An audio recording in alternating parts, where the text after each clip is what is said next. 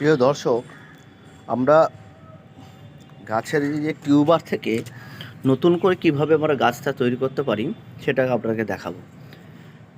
Already এই গাছটা ফুলের কালারটা এরকমই হবে, মানে আপনার হচ্ছে গোলাপি, হালকা গোলাপি। এর একটা শ্যাডো হিসেবে আমি দেখাই।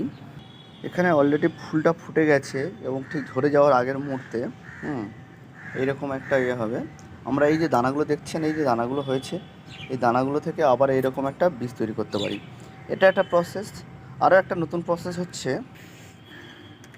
প্রিয় দর্শক, এইভাবে আমরা এখান থেকেও একটা নতুনভাবে এই প্রসেসে করতে পারি। এখান থেকে দেখছেন এই যে নতুন যেগুলো বেরিয়েছে, এইখান দিয়েও আমরা এখান থেকে এই যে টিউবারগুলো এইখান থেকে নতুন একটা বের হচ্ছে দেখছেন, এই টিউবার দিয়েও আমরা এটাকে করতে পারি। এখান থেকে অলরেডি এই গাছটা বেরিয়েছে।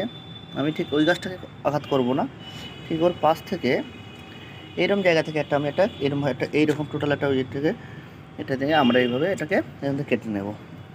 এইরকম ভাব এটাকে আমরা তৈরি করব। এইবার এই যে গাছটাকে আমি এরকমভাবে মেজলাতে করা আছে, এবারে আমি এই গাছটাকে সোজা করে দেবো। এইভাবে আমি সোজা করে দেবো, দিলে অলরেডি এটা আবার যথারীতি যেমন ছিল সেই রকম আকারে চলে আসবে। এটা একটু বেঁকে গেল, গাছের সেট আপটাকে এইরকমভাবে আনতে হবে, তবেই আবার গাছটা যথারীতি পূর্বের অবস্থায় ফিরে আসবে। তো বন্ধুরা, এই যে আমি সেট আপটা করলাম, এইটাকে টিউবার বলা হয়। এই যে টিউবারটাকে আমি কাটিং করলাম, মানে পটিং করলাম, এটা একটা ভেঙেও গেল, অসুবিধা নেই। এটা ভেঙে গেল, এখান থেকে ওটা হয়ে যাবে। এই যে এগুলো নতুন বের হচ্ছে, এই যে এটা ধুয়ে নিলাম, ভালো করে পরিষ্কার পরিচ্ছন্ন করে ধুয়ে নেওয়া হলো। এইখানে যে পাতা দেখছেন, এই যে ছোটো ছোটো কুঁড়ি পাতা মতো, এগুলো দিয়েও হবে নতুনভাবে আবার এটাকে পদ্ম ফুলের সেট আপ তৈরি করা যাবে। ধন্যবাদ বন্ধু। এটা অলরেডি এখানে একটা কুঁড়ি চলে এসছে এইভাবে পাতার,